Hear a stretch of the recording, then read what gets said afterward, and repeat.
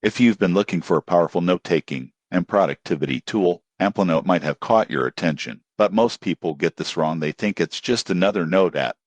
The surprising truth is that Amplinote combines note-taking, task management, and long-term knowledge storage in a single platform, making it ideal for students, professionals, and creators. Let's start with the basics. Amplinote allows you to create notes with rich text, markdown, and even attachments. Unlike simple apps, you can organize your notes in multiple ways: tags, notebooks, and even backlinks between notes. This makes it easy to create a web of connected knowledge. One standout feature is task management.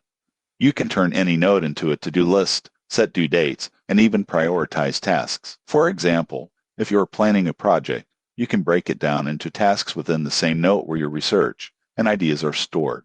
Most people get this wrong by using separate apps for tasks and notes, but Amplinote keeps everything in one place. The interface is clean, but powerful. You can search across all of your notes instantly, pen important notes, and set up reminders. There's also a web version, desktop apps for Windows and Mac, and mobile apps for iOS and Android, so your notes sync across all devices. Another advanced feature is encryption.